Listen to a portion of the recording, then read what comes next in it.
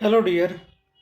तो आज हम लोग देखते हैं ह्यूमन हेल्थ एंड डिजीज का सेकंड लेक्चर, जो कि पिछले लेक्चर में हम लोगों ने डिजीज क्या होती है, हेल्थ क्या होती है और कुछ कॉमन डिजीज़ों के बारे में हम लोगों ने देखा था। तो उसको आज कंटिन्यू करते हैं।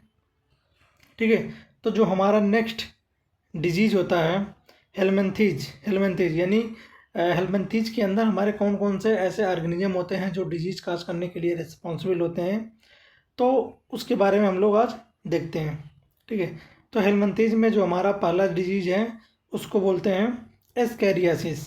यानी एस्केरियासिस होता क्या है? ठीक है। अगर बात करें इसके पैथोजेंस की, पैथोजेंस मतलब कि किस ऑर्गेनिज्म की वजह से हमें डिजीज काज होती है, ठीक है, तो वो होती है हमारी पैथोजेंस। ठीक है। तो जो एस्केरियासिस डिजीज काज हो रही है हमारे बॉडी में, वो किसके द्वारा हो रही है? एस्केरिस की वजह से। ठीक है। ये क्या होती है? हमारी इंटेस्टाइनल पैरासाइट होती है। कि इंटेस्टाइनल पैरासाइट का मतलब क्या होना कि ऐसा ऑर्गेनिज्म जो हमारे इंटेस्टाइन में प्रेजेंट होता है, यानी पैरासाइट के फॉर्म में वो प्रेजेंट रहता है। ठीक है। तो वो होता है हमारा तो वो होता है हमारा एस्केरियासिस। ठीक है। तो अगर बात करें इसके मोड ऑफ ट्रांसमिशन कि अगर सपोज किसी पर्सन को वो डिजीज एस्केरियासिस है, तो वो एक दूसरे पर्सन में यानी दूसरे हेल्दी पर्सन में वो डिजीज कैसे ट्रांसमिट होगी? ठीक है। तो वही हमारा होता है मोड ऑफ ट्रांसमिशन। तो कौन कौन से मोड्स हैं ट्रांसमिट होने के?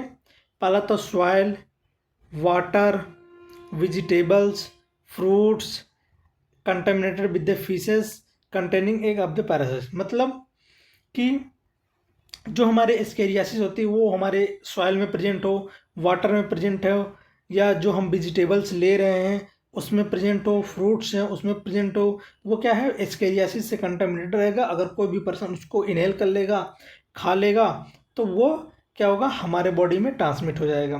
ठीक है। तो फिर हमको डिजीज कौन सा होगा? एस्केरियासिस डिजीज होगा। ठीक है। अगर बात करें इसके सिम्टम्स की, तो इसके सिम्टम्स होते हैं intestinal bleeding, muscular pain, fever, anaemia and blockage of the intestinal passage. तो बेसिकली क्या होता है कि हमारे जो इंटेस्टाइन में ये प्रेजेंट रहते हैं, कि जब ये हमारे बॉडी में हार्मफुल काज इफेक्ट शो करते हैं, तो हमारे क्या कहते हैं, इंटेस्टाइन में इंटरनल ब्लीडिंग करा देते हैं। ठीक है। उसमें मस्कुलर पेन होगा, फीवर होगा, एनीमिया होने के चांसेस बहुत ज़्यादा हो जाते हैं, क्योंकि जब ब्लीडिंग एक्सेस अमाउंट में ब्लीडिंग हुआ तो एनीमिया तो जाहिर सी बात है होना है। ठीक है। तो एस्केरियासिस दिखते कैसे हैं ये आपको फिगर में दिख रहा है। ठीक है।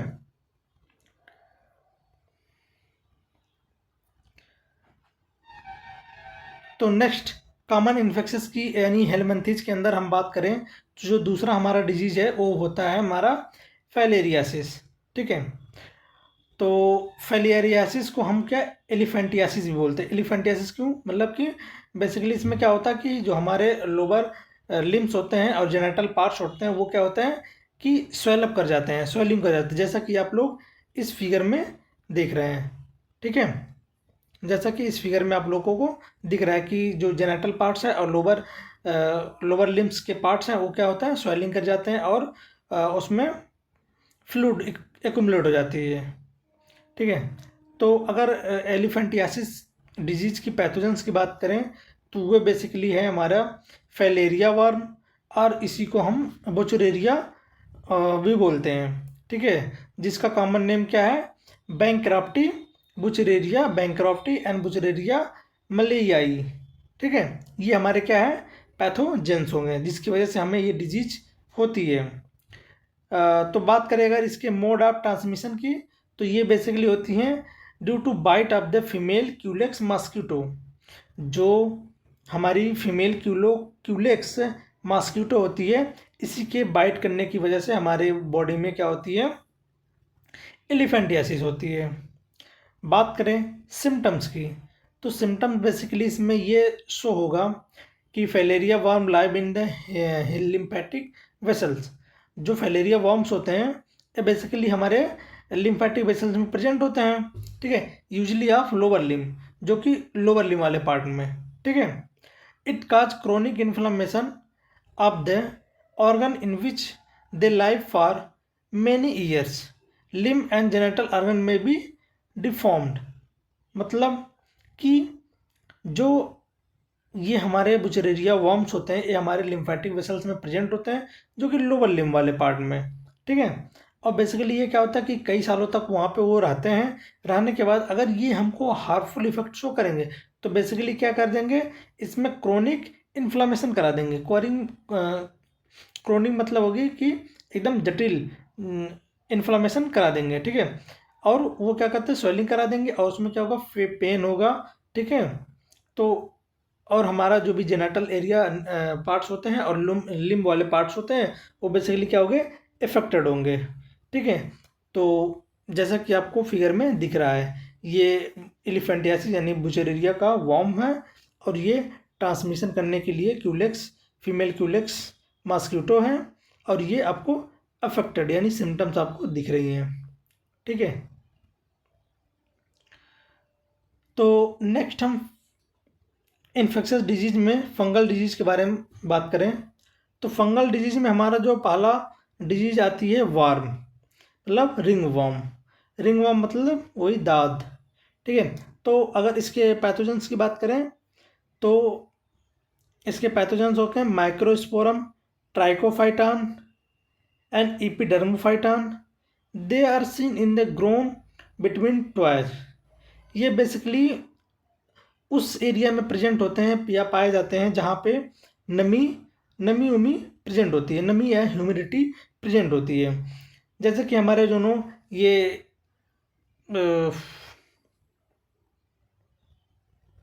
जैसा कि हमारे जो नो टॉय होते हैं, टॉय के बीच में, ठीक है, ये हमारे अंगुलियां होते हैं, अंगुलियों के बीच में यहाँ पे क्या होती है कि ह्यूमिडिटी और टेम्परेचर थोड़ा हाई रहता है, जिसकी वजह से यहाँ पे फंगस का ग्रो बहुत आसानी से हो जाता है, ठीक है। तो ये आपको उस फंगस का फिगर है, और ये बेसिकली आप कभी ना कभी आपके बॉडी में या आपके लेग्स में या आपके हैंड्स में कभी ना कभी ये डिजीज़ आपको हुआ होगा, ठीक है। तो ये आपके कॉमन पैथोजेंस हो गए, ठीक है। अगर बात करें इसके मोड ऑफ ट्रांसमिशन की, कि कैसे एक पर्सन से दूसरे पर्सन में ये फैलती है, ठीक है। तो ये फैलती है from the soil or they by using towels, clothes, comb, heat and moisture help fungus to grow. तो बेसिकली जैसे कोई भी इन्फेक्टेड पर्सन है, ठीक है, जब भी हम उसके टॉवल को यूज कर रहे हैं, हम उसके क्लॉथ्स को यूज कर रहे हैं, हम उसके कम्ब को यूज कर रहे हैं, कंघी की यूज कर रहे हैं, जो कि वो अपने बॉडी में वो यूज कर रहा होता है, ठीक है। जब हम वो उसको लेंगे, ठीक है, तो उसके द्वारा जो भी हमारे पैथोजेंस होते हैं वो उस पार्टिकुलर पार्ट में प्रेजेंट होगा, तो बेसिकली वो भी हमारे बॉडी के अंदर चला जाएगा, और चला आएगा तो हमको वो डिजीज काज कर देगा, ठीक है। और बेसिकली इसमें क्या होगा कि हमारे बॉडी के वह एरिया, वह पार्ट्स जहाँ पे हीट और मॉइस्चर प्रेजेंट होते हैं, वहाँ पे फंगस क्या होती है, आसानी से ग्रो होती है, ठीक है।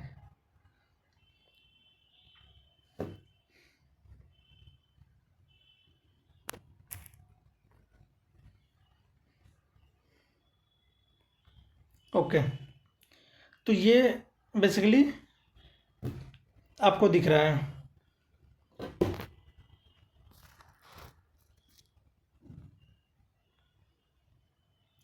ठीक है। तो अब बात करें सिम्टम्स की, ठीक है। तो सिम्टम जो होते हैं इसमें ड्राई स्केली लेसन्स और skin, nails, scalp इटिसी, intense etching. Basically ये क्या होते हैं कि जब आपके बॉडी पे प्रेजेंट होगा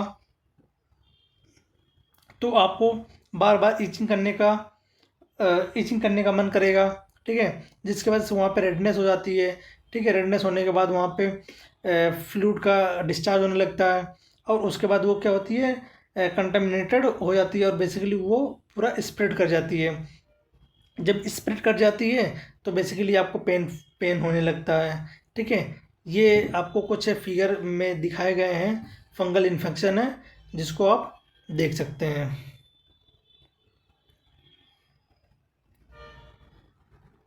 ठीक है। तो आगे बेसिकली हम लोग देखते हैं कि prevention and control of disease, हम कैसे इन सब डिजीज को प्रिवेंट कर सकते हैं और इसको कैसे कंट्रोल कर सकते हैं। ठीक है। तो बेसिकली हम अपने आप को किसी भी डिजीज से सेफ कैसे रह सकते हैं, किसी भी डिजीज़ के संपर्क में आने से हम कैसे बच सकते हैं। ठीक है। तो उसके लिए हम क्या कर सकते हैं, सब जो चीज़ें हम प्राइमरी तौर पे यूज़ कर सकते हैं उसको बोलते हैं हम पर्सनल हाइजीन। यानी हम अपने आप को मेंटेन करते हैं, चाहे वो हम न्यूट्रिशन लेके करें, चाहे हम किसी भी चीज़ को टच करके अवॉइड, मतलब टच करने से बचें, या किसी भी ऐसे एलर्जिक एरिया में जाने से बचें। ठीक है। वही हमारी होती है क्या है, पर्सनल हाइजीन। तो पर्सनल हाइजीन में क्या आ जाती है, कीप द बॉडी क्लीन, यानी हम अपने बॉडी को साफ सुथरा बनाए रखें। ठीक है। Use clean drink water food. ठीक है। हम जब भी भोजन को लें या पानी को लें तो हमारी क्या होनी चाहिए, नीट एंड क्लीन होनी चाहिए और वो कंटामिनेटेड नहीं होनी चाहिए। ठीक है। ठीक है। तो ये तो हमारी हो गई पर्सनल हाइजीन, कि हम पर्सनली तौर पे हम क्या क्या चीज़ें कर सकते हैं। ठीक है। तो और कुछ होते हैं हमारे पब्लिक हाइजीन, कि हम पब्लिक के तौर पे यानी पूरे एक जिस भी सोसाइटी में रह रहे हैं, जहाँ पे रह रहे हैं, उस इन्वायरमेंट में हम क्या चीज़ें चेंजेस करें जिससे हमको डिजीज ना होने की संभावना ज़्यादा हो। ठीक है। तो देख लेते हैं कि proper disposal of the waste and excreta. ठीक है। हम बेसिकली क्या होते हैं कि जो भी हमारे हाउस होल्ड में या जो भी हमारे हॉस्पिटल्स में, जो भी हमारे फैक्ट्रीज में, ठीक है, अनवांटेड चीज़ें रह जाती हैं। ठीक है। जो भी अनवांटेड वेस्ट मटेरियल रह जाती हैं उसको हम क्या करते हैं, चाहे जिस भी एरिया में फेंक देते हैं। तो बेसिकली उसको फेंकना नहीं है, उसको एक प्रॉपर डिस्पोजल करना है। ठीक है। प्रॉपर मैनर में। ठीक है। अगर हमारे हाउस जैसे कि हमारे BMW होते हैं, बायोमेडिकल मैनेजमेंट। ठीक है। बायोमेडिकल मैनेजमेंट में बेसिकली हम लोग क्या करते हैं कि हमारे पास डिफरेंट डिफरेंट टाइप के बीन्स होते हैं। ठीक है। डब्बे होते हैं, हर कलर के होते हैं। तो जैसे कि हमारे पास ग्रीन अगर डब्बा रहता है तो ग्रीन डब्बे में हम लोग क्या रखते हैं। ठीक है। जैसे कि हमारे डोमेस्टिक स्क्रेटा हो गया, डोमेस्टिक वेस्ट मटेरियल हो गया। ठीक है। जो घर से घरेलू निकलते हैं तो हम उसमें डिस्पोज करते हैं। ठीक है। तो ऐसे ऐसे करके कैटेगराइज किया गया है। जैसे येलो हो गया तो हम हॉस्पिटल में वो बेसिकली रखा रहता है, जिसमें हम एनाटॉमिकल वेस्ट को रखते हैं। तो इससे क्या होगा कि हर अलग अलग जो भी हमारे अनवांटेड चीज़ है, वेस्ट मटेरियल हैं, उसको क्या होगा प्रॉपर तरीके से हम उसको डिस्पोज कर सकें। ठीक है। जिससे वहाँ से हमको डिजीज होने की पॉसिबिलिटी ना रहे। ठीक है। तो हम क्या करेंगे कि हमारे आसपास में जो भी वेस्ट मटेरियल हो रहे हैं, प्रोड्यूस हो रहे हैं, उसको क्या करें, मैनेजमेंट करें, उसको डिस्पोज करें। ठीक है। दूसरा क्या है कि periodic cleaning and disinfection of the water, reservoir, pool, cesspool and tanks. ठीक है। हमारे जो भी रिजर्वायर होते हैं, ठीक है, जैसे पूल्स हो गए, शेयर पूल्स होंगे, टैंक्स हो गए, उन सबको क्या है प्रॉपर तरीके से डिसइंफेक्शन करें, उसको क्लीन करें। ठीक है। ये हम उसमें कर सकते हैं। और क्या कर सकते हैं कि avoid contact with infected person or they are belonging to control airborne disease. ठीक है। हम अवॉइड करें कि जो भी ऐसे पर्सन्स होते हैं जिससे हमको डिजीज होने की पॉसिबिलिटी ज़्यादा हैं, चांसेस हैं, तो उससे दूर रहने की दूर रहें तो ही बेटर है हमारे लिए। ठीक है। Standard party practice of hygiene in public categories. ठीक है। हमको क्या करती है, एक स्टैंडर्ड हाइजीन को मेंटेन करनी चाहिए जब हम पब्लिक प्लेस में होते हैं। ठीक है। Control and eliminate vector mosquito. ठीक है। हमको क्या करना है कि जो भी वेक्टर्स होते हैं, जो भी डिजीज को एक पर्सन से दूसरे पर्सन में ट्रांसमिट कराने के लिए रिस्पॉन्सिबल होते हैं या वेक्टर के तौर पे काम करते हैं, उन सबको क्या करना चाहिए, हमको कंट्रोल करना चाहिए और उसको एलिमिनेट करना चाहिए, उसको बाहर फेंक देना चाहिए।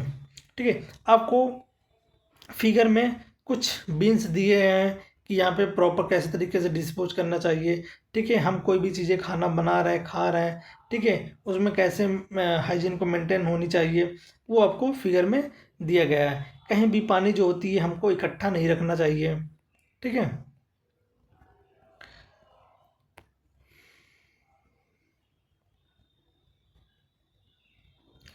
ठीक है। तो control and elimination of the vector mosquito, तो हम जो भी हम एलिमिनेशन करते हैं, यानी जो भी हमारे मॉस्किटो तो यानी डिजीज कॉज करने के लिए रिस्पॉन्सिबल ऑर्गेनिज्म को एक पर्सन से दूसरे पर्सन तक में ट्रांसमिट करने के लिए रिस्पॉन्सिबल होते हैं, उन मॉस्किटो को हम कैसे उनसे कैसे बच सकते हैं। तो इसके लिए प्रॉपर क्या होती है कि हम सबसे पहले क्या करेंगे कि जब भी बारिशों का सीज़न होती है तो जो छोटे मोटे गड्ढे रहते हैं उसको हम भर देना चाहिए, ताकि वहाँ पे जब पानी इकट्ठा होगी तो वहाँ से उन सबका क्या करती है, प्रोडक्शन होने लगती है। ठीक है, तो हमको क्या होती है, जो जो भी छोटे मोटे गड्ढे नाले ये सब रहते हैं, इसको क्या कहते हैं, प्रॉपर तरीके से भर देनी चाहिए, इसको खाली नहीं छोड़नी चाहिए। ठीक है, और क्या करना चाहिए, हमें प्रॉपर मैनर में हमको जो भी मच्छर को मारने वाले इंस्ट्रूमेंट होते हैं, ठीक है, मोन्टीन हो गया, ठीक है, इन सबको अपने घर में यूज करना चाहिए ताकि मॉस्किटो का प्रोडक्शन ना हो पावे।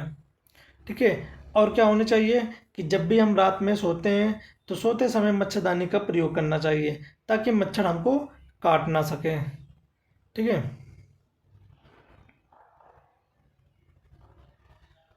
ठीक है, और बेसिकली क्या करना चाहिए कि जहाँ भी हम सपोज जिस भी एरिया में मच्छर ज़्यादा प्रेजेंट होते हैं, नदी तालाब पोखरे में, ठीक है, वहाँ से तो बेसिकली क्या करना है, हमको ऐसे ऑर्गेनिज्म का प्रोडक्शन करनी चाहिए, ऐसे ऑर्गेनिज्म को उस पॉन्ड में या उस तालाब में डाल देनी चाहिए जो कि लार्वीवोरस होते हैं। लार्वीवोरस का मतलब वो होते हैं कि जब उस पार्टिकुलर पानी में, उस पार्टिकुलर पॉन्ड में जब वो मॉस्किटो की जो लार्वा होती है वो स्टेज में जब वो प्रेजेंट होती है, यानी वो ऑर्गेनिज्म बनने के कगार पे होती है, तो हमारे कुछ लार्वीवोरस फिश होते हैं जैसे गम्ब्यूसिया एंड गप्पी।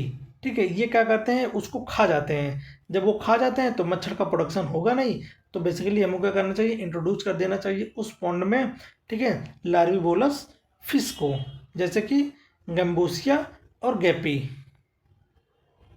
ठीक है, और क्या करना चाहिए कि हमको स्प्रे करानी चाहिए इंसेक्टिसाइड्स को इन डाइटेज, ड्रेनेज एंड स्वम्प।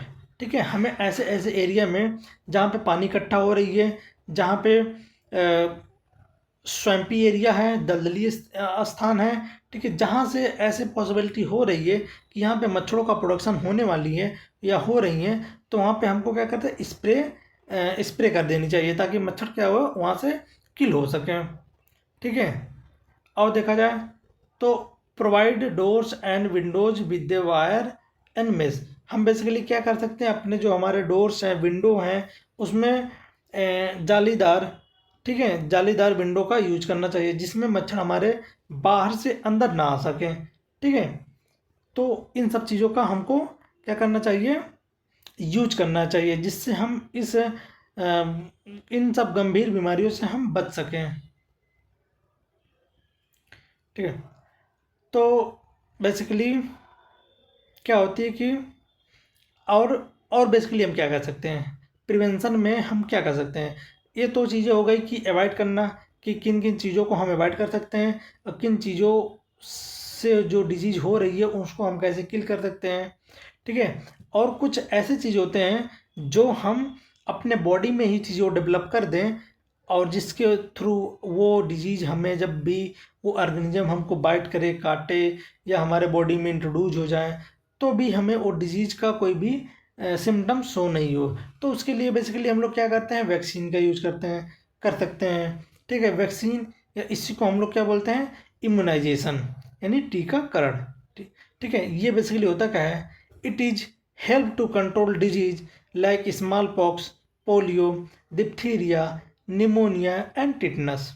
ठीक है, वैक्सीन वो केमिकल सब्सटेंस होते हैं या वो माइक्रो ऑर्गेनिज्म के सब्सटेंस होते हैं जो कि हेल्प करते हैं टू कंट्रोल, यानी डिजीज को कंट्रोल करने के लिए। ठीक है, जैसे कि हमारे स्मॉल पॉक्स हो गए, पोलियो हो गए, डिप्थीरिया हो गया, निमोनिया एंड टिटनस। ठीक है, और बेसिकली क्या कर सकते हैं, हम कुछ ऐसे मेडिसिन का यूज कर सकते हैं, लाइक जैसे एंटीबायोटिक हेल्प करता है टू ट्रीट इन्फेक्शियस डिजीज, यानी हम इन्फेक्शियस डिजीज से बचने के लिए हम क्या करते हैं, एंटीबायोटिक का यूज कर सकते हैं। ठीक है, तो बेसिकली ये था हमारा ह्यूमन हेल्थ एंड डिजीज का सेकंड लेक्चर। ठीक है, तो आज के लिए बस इतना ही। मिलते हैं नेक्स्ट क्लास में, नेक्स्ट आवर नेक्स्ट डे।